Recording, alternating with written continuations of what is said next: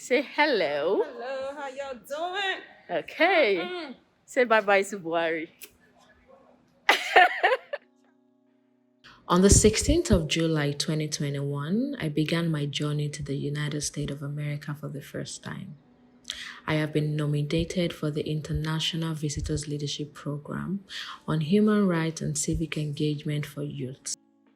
Since COVID 19, the United States Department of State's premier professional exchange program could not organize this important initiative physically, and I've had to hold the program online, thereby limiting the true potential of the program.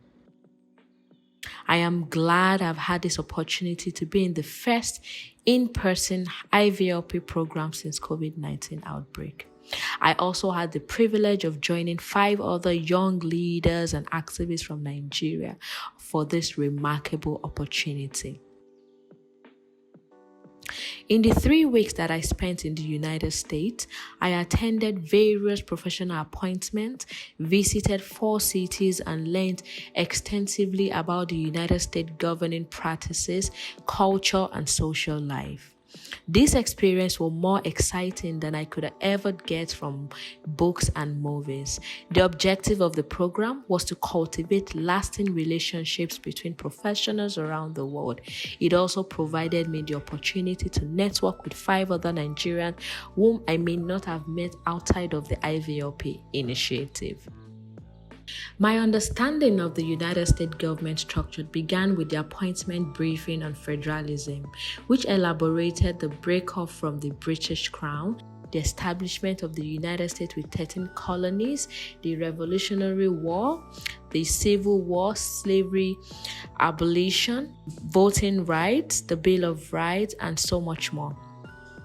Although federalism in the United States as a system of government is similar to federalism in Nigeria in terms of separation of power, checks and balances, the practice really cannot be more different. The lessons on United States federalism spurred in me a radical consciousness of civic responsibility and the need to build a strong grassroots structure for the LGBT plus community in Nigeria. It has also helped me to recognize the similarities between the oppression of Black people as formerly enslaved persons in the United States and the LGBT community in Nigeria. One of the similarities is the use of law in empowering oppression, discrimination, and violence. The laws in the United States empower the ownership of slaves and the subjugation of Black persons. In the case of Nigeria, criminal code, penal code, Sharia law, and most recently the Same-Sex Marriage Prohibition Act imposes violations of rights of LGBT plus persons.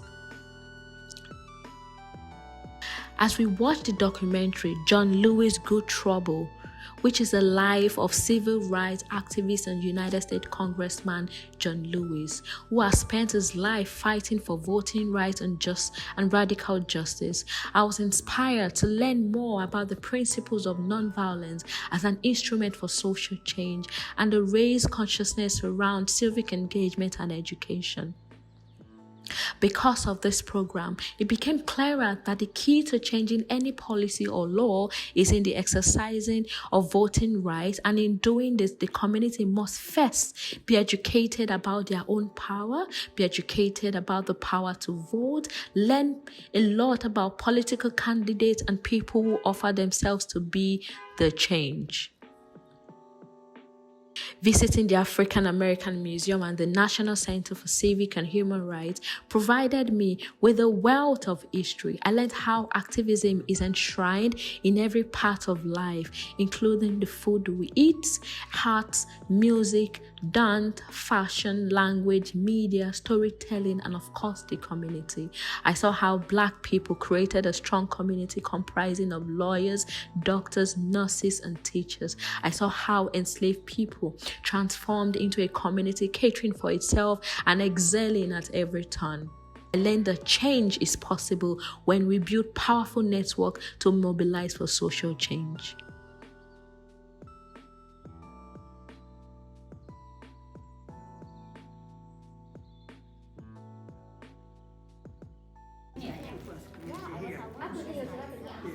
Meeting with Dr. Barili educated me on the role of young persons in activism, as he emphasized the need to involve everyone, young and old, in changing discriminatory policies. The involvement of young people in activisms and social change is on the premise that young people do not worry about consequences and that the fear of consequences is the defining source of entrapment.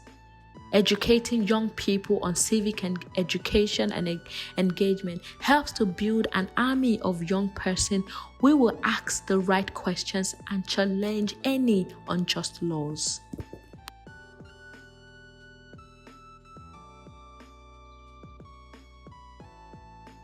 There are 3 fun highlights for me.